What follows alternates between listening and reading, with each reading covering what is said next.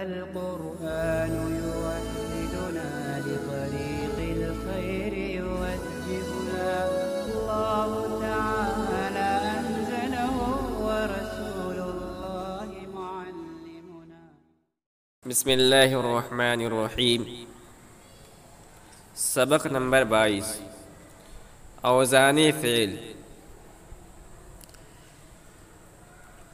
صرف صغیر کی بحث شروع ہوئی تھی اور اس سے پہلے والے سبق کے اندر صاحب کتاب نے تفصیل کے ساتھ ہمیں بتلایا تھا کہ کس طرح فعل کی اوزان عربی زبان کے اندر آتے ہیں. اب یہاں مزید تفصیلات کے ساتھ اس کو اور واضح کر رہے ہیں. اگر آپ نے منشعب پڑھ رکھا ہے تو اس بحث کو سمجھنا آپ کے لیے آسان ہوگا، اس لیے کہ جو باتیں منشعب کے اندر ہیں اسی کو انہوں نے ایک الگ انداز کے اندر بیان کیا ہے. اور اگر آپ نے نہیں پڑھ رکھا ہے تو یہ پڑھنا آپ کے لیے منشعب کو سمجھنے میں بہت زیادہ مفید ثابت ہوگا. تو کہتے ہیں اوزان فعل یعنی فعل کی اوزان. فعل ثلاثی یعنی وہ فعل جس میں حرف اصلی 3 ہوں، کہ 3 وزن ہیں عربی زبان میں، اس کے 3 وزن آتے ہیں. پہلا ہے فعل یعنی تینوں حرف پر زبر ہو. دوسرا ہے فعیلہ یعنی 2 حرف پر زبر ہو اور ایک درمیان والے حرف پر کسرہ ہو. فعولہ دونوں حرف پر زبر ہو، درمیان پر پیش ہو. یہ تینوں فعل ماضی ہیں. اب ان میں سے ہر ایک کے مضارع کے 3 وزن ہیں، یفعلو، یفعلو، یفعلو. مگر کسی جگہ ماضی اور مضارع کے عین کلمہ کی حرکات متفق ہوتی ہیں اور کسی جگہ مختلف ہوتی ہے. اس کو آپ سمجھیں گے. یعنی کبھی ایسا ہوگا کہ ماضی میں سے فعل لیا جائے گا اور مضارع میں سے یفعل لیا جائے گا، تو یہ دونوں برابر ہو گئے. اور کبھی ایسا ہوگا کہ ماضی میں سے فعل لیا جائے گا اور مضارع میں سے یفعل لیا جائے گا، تو یہ مختلف ہو گئے. صرفیوں نے ہر ماضی کے لیے مضارع کے چند اوزان دریافت کیے، یعنی تتبع زبان سے انہوں نے ماضی اور مضارع کے ملا کر کچھ اوزان دریافت کیے جس کو استعمال کیا جاتا ہے عربی زبان کے اندر. پہلا ماضی فعلہ کے 3 مضارع، یعنی اگر ماضی فعلہ کے وزن پر آ رہا ہے تو اس کا مضارع یا تو یفعلو کے وزن پر ہوگا یا یفعلو کے وزن پر ہوگا یا یفعلو کے وزن پر ہوگا، اس کے علاوہ اور کوئی نہیں ہوگا. اگر ماضی فعلہ کے وزن پر ہے تو اس کا مضارع یا تو یفعلو کے وزن پر ہوگا، جیسے ضرب یہ فعلہ کے وزن پر ہے ضرب، اور مضارع یفعلو یضرب کے وزن پر ہے یضربو یا یفعلو کے وزن پر ہے. یا اس کا جس کا ماضی فعلہ ہے اس کا مضارع یفعلو کے وزن پر ہوگا، جیسے ینصرو. اس میں جو ہے ماضی فعلہ یعنی نصر کے وزن پر ہے. اور تیسرا ہے کہ ماضی اگر فعلہ کے وزن پر ہو تو اس کا مضارع یا تو یفعلو کے وزن پر آئے گا، جیسے یفتح. اس کے علاوہ نہیں ہوگا اگر اس کا ماضی فعلہ کے وزن پر ہے. دوسرا وزن کیا ہے؟ ماضی فعلہ کے 2 مضارع، یعنی ماضی اگر فعلہ کے وزن پر ہے تو اس کا مضارع جو ہے یا تو یفعلو کے وزن پر آئے گا، جیسے یسمعو، یا اس کا مضارع یفعلو کے وزن پر آئے گا، جیسے یحسبو. اگر ماضی فعلہ کے وزن پر ہے تو اس کا مضارع صرف ایک وزن پر آ سکتا ہے اور وہ یفعلو، جیسے یکرمو. اب آگے کہتے ہیں تنبیہ. جب ماضی اور مضارع کا صیغہ واحد مذکر غائب حسب تفصیل بالا ملا کر بولا جائے تو اس مجموعہ کو باب کہتے ہیں. تو آپ نے اکثر سنا ہوگا کہ یہ باب نصرہ سے ہے، یہ باب ضربہ سے ہے، یہ باب سمیہ سے ہے، یہ باب کرومہ سے ہے. تو اس کا مطلب کیا ہوتا ہے؟ اس کا مطلب یہ ہوتا ہے کہ اگر ماضی مثال کے طور پر یفعلو کے وزن پر ہے اور مضارع یفعلو کے وزن پر ہے، اب ان دونوں کو جب ملا کر بولا جائے گا تو نہیں کہا جائے گا کہ یہ جو ہے باب یہ جو ہے فعلہ یفعلو سے، ایسا نہیں بولا جائے گا، بلکہ کہا جائے گا کہ یہ باب سے ہے. اب کس باب سے ہے؟ اگر ماضی میں فعلہ کے وزن پر ہے اور مضارع میں یفعلو کے وزن پر ہے تو باب نصرہ سے، اس لیے کہ نصرہ ینصرو پر برابر اتر رہا ہے. اب اس کو ایسا ہی بولا جا سکتا کہ یہ فعل یفعل کا وزن پر ہے، ایسا ہی بولا جا سکتا تھا، مگر چونکہ جب کسی چیز کا نام رکھ دیا جاتا ہے، ایک نام رکھ دیا جاتا ہے، تو اس کو پکارنے میں آسانی ہو جاتی ہے.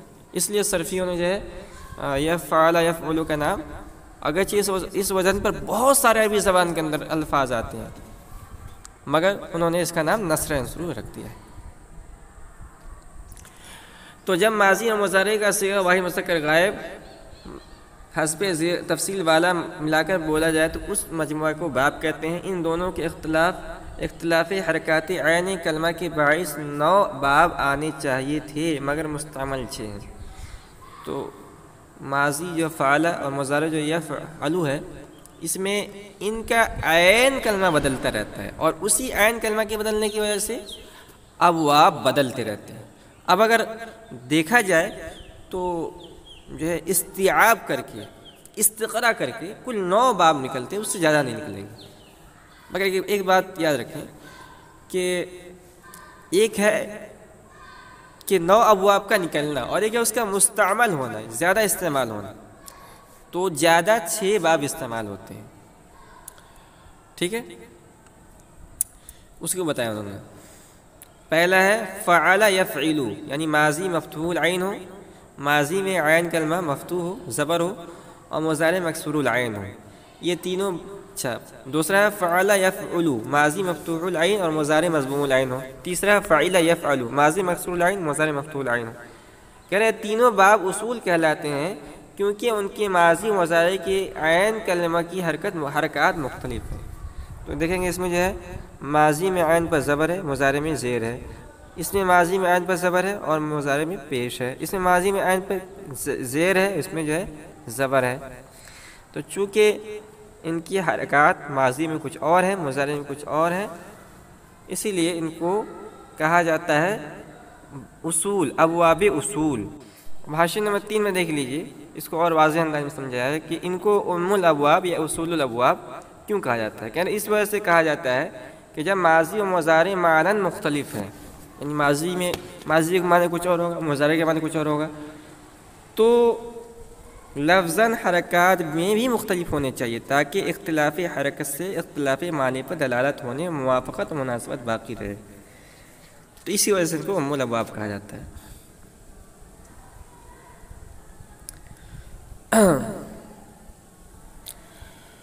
ہو گیا.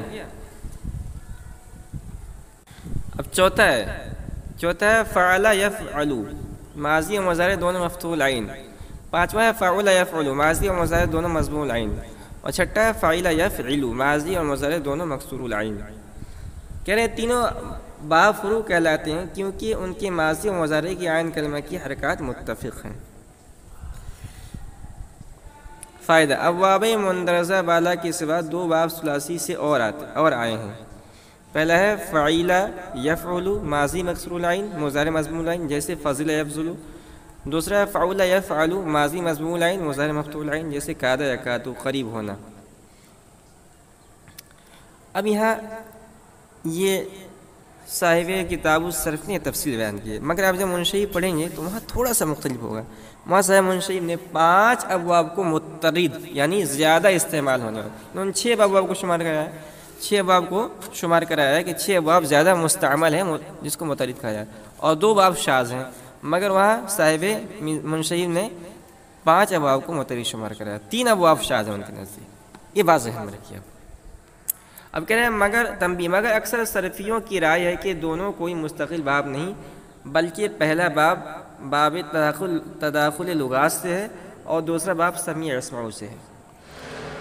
تو ان کے موافق انہوں نے تنبیہ کے اندر یہ بیان کیا ہے کہ یہ جو ہے نا فعل یفعل اور فعل یفعل، یہ کوئی مستقل باب نہیں ہے، بلکہ اس میں تداخل لغات ہوا. فعل یفعل کے اندر تداخل لغات ہوا ہے. کیا مطلب؟ حاشیہ نمبر 2 کے اندر اس کو سمجھایا. تداخل کے معنی ہے، تداخل باب تفاعل کا مصدر ہے، ایک چیز کا دوسرے چیز کے اندر داخل ہونا. تو کہہ رہے تداخل کے یہ معنی ہے کہ ماضی کوئی ایک باب سے ہو اور مضارع کوئی دوسرے باب سے ہو. فضیلہ یفضل عربی زبان میں 2 باب سے آیا ہے، ماضی باب سمیع اور مضارع باب نصرہ سے. 2 باب سے مل کر یہ باب پیدا ہوا ہے. تو یہ کوئی مستقل باب نہیں ہے. اسی طرح جو ہے یہ دوسرا جو ہے فعول یفعل، اس کو نا باب سمیع اسماء سے مانا ہے. تو حاصل یہ ہے کہ یہ دونوں باب ان کے نزدیک شاذ ہے، اور صاحب منشیب نے جو ہے حسیبہ یحسب کو بھی جو ہے شاذ میں شمار کرایا ہے. اب مشق کروا رہے ہیں، امثلہ مشقیہ. یہ تو آپ نے جو ہے ان ابواب کو اچھی طرح سمجھ لیا ہے. اب اس کو مشق کیجیے کہہ کہ مفصلہ ذیل مصدروں سے ہر باب کی صرف صغیر کرو. صرف صغیر ہم نے بتا دیا تھا آپ کو تعریف. اب اسے ہمیں صرف صغیر کرنا ہے. اب انہیں مثال لیا جیسے الضرب، یہ باب ضرب یضرب اس کا نام ہے. اس میں ماضی جو ہے مفتوح العین اور مضارع جو ہے مکسور العین ہوتا ہے. تو الضرب ہے، الغلب ہے، الکذب ہے، الغسل ہے، الظلم ہے، الکذب ہے. ان میں سے ہر ایک صرف صغیر کریں گے. کیسے کریں گے؟ انہوں نے جو صرف صغیر کو بنایا ہے اس کو ہم سامنے رکھیں گے اور اس کے بعد کریں گے. ہم آپ کو ایک کر کے دکھا دے رہے ہیں مثال کے طور پر.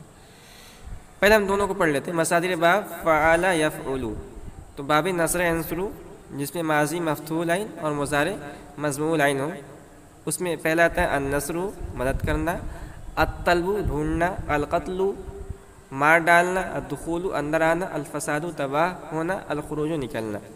اب اس میں سے ہم ایک لفظ لیتے ہیں ضربہ، اس سے ہم جو ہے گردان کرتے ہیں. اچھا ضربہ تو آ چکا ہے، ضربہ نہیں لیں گے، ہم النصر لیں گے. ٹھیک ہے، اس سے ہم گردان کرتے ہیں. اب دیکھیے یہاں پر انہوں نے ضربہ سے صرف صغیر کیا تھا، ہم یہاں نصرہ سے کریں گے. تو نصر ینصر نصرا فناصر ونصر ینصر نصرا فذاک منصور. لم ینصر لم ینصر لا ینصر لا ینصر لن ینصر لن ینصر. الامر منه انصر لتنصر لتنصر لینصر لینصر لینصر. والنهي عنه لا تنصر لا تنصر لا ينصر لا ينصر. الضرب منه منصر والآلة منه منصر ومنصرة ومنصار. وأفعل التفضيل منه أنصر والمؤنث منه نصرة. اس طرح جو ہے ہم القتل سے، الغلب سے، الفساد سے صرف صغیر کریں گے. پھر یہاں انہوں نے اور دیا ہے، اس سے بھی ہمیں جو کرنا ہے. مصادر باب فعل یفعل، اس کا نام ہے سمیع اسماء، اس کا نام صرف رکھ دیا. اس میں السمع سے، العلم سے، الفہم سے، الجہل سے، الشہادۃ سے، الشرب سے صرف صغیر سے کرنا. سمیع اسماء سمیع فهو سامع وسمیع مسموع فذاک مسموع. اس طرح ہمیں صرف صغیر کرنا ہے. فائدہ، باب سمیع کا اس میں فاعل اکثر فاعل کی وزن پر آتا ہے، جیسے سامع، عالم. مگر جب فاعل میں ثبوت کے معنی ملحوظ ہوں تو فاعل کا وزن نہیں آتا، بلکہ فاعل صفت مشبہ کے وزن پر آتا ہے، جیسے سمیع علیم. اس میں کیا کہنا چاہ رہے ہیں؟ اس میں کہنا چاہ رہے ہیں کہ باب سمیع کا جو مصدر آتا ہے، اس میں فاعل آتا ہے، وہ زیادہ تر فاعل کے وزن پر ہی آتا ہے. سمیع اسمع سمیع فهو سامع، علم يعلم علما فهو عالم، فهم يفهم فهما فهو فاهم. مگر اگر اس کہیں ایسا ہو سیاق و سباق میں سے ہمیں سمجھ میں آئے گا کہ یہاں پر جو ہے ہمیں یہاں پہ جو ہم سمیع استعمال اس میں فعل جو استعمال کرنا چاہ رہے ہیں اس کے اندر ثبوت کے معنی ملحوظ ہے، تو اس شکل کے اندر اس کا سے فاعل جو ہے فاعل کے وزن پر نہ آ کر فاعل جو صفت مشبہ اس وزن پر آئے گا، جیسے سمیع، اور اس کے بعد ہے عالم، علیم، سمیع علیم. تو سمیع علیم جو ہے اس میں ثبوت کے معنی ملحوظ ہے. مصادر باب فعل یفعل، الفتح کھولنا، الجرح زخمی کرنا، الرہن گروی رکھنا، المنع روکنا، السبق رنگ کرنا، الذهاب جانا.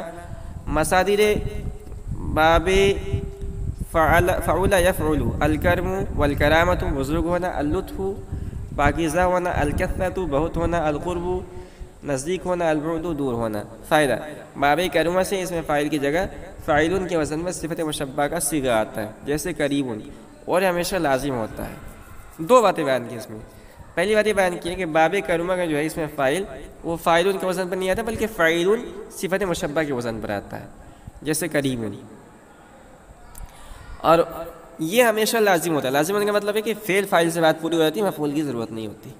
اس کے بعد ہے مصادر باب فعل یفعل، الحسب والحسبان دونوں مصدر ہے، گمان کرنا، النعمت والنعیمت خوش ہونا، خوش عیش ہونا۔ اب ان سے جو ہے ہمیں گردان صرف صغیر بنانا ہے۔ یہ سب جو مثالیں دی ہے یہ آپ کے مشق کے لیے، ان سے آپ صرف صغیر بیان کریں۔ اگر زیادہ سمجھ میں نہیں آ رہا، دشواری ہو رہی ہے، تو آپ منشیب کھولیں، منشیب میں وہاں ہر باب کا ایک ایک نمونہ آپ کو دے دیا گیا ہے۔ فائدہ، باب حسیبہ سے چند ہی مصادر آئے ہیں جن میں صحیح کے صرف 2 ہیں۔ تو باب حسیبہ ایسے سے جو ہے یعنی چند مصادر کا مطلب یہ ہے کہ جیسے بہت زیادہ مصادر اس سے نہیں آتے ہیں، جیسے انہوں نے 2 نمونہ دیا ہے، الحسب والحسبان، النعمت اور النعیمت، یہ 2 نمونہ دیا ہے، اور اس کے علاوہ چند اور ہوں گے، مگر ان میں صحیح کے صرف 2 ہیں۔ صحیح سے کیا مراد ہے؟ صحیح سے صرفی والا صحیح مراد ہے، اور صرفی و نزدیک صحیح وہ فعل ہے کہ اس کے حروف اصلی کی جگہ حمزہ، حرف علت اور 2 حرف صحیح ایک جنس کے نہ ہوں، یہ صرفیوں کے نزدیک صحیح ہے۔ تو باب حسیبہ یہاں سب سے یہ صحیح کے صرف جو ہے 2 ہی وزن آئے ہیں۔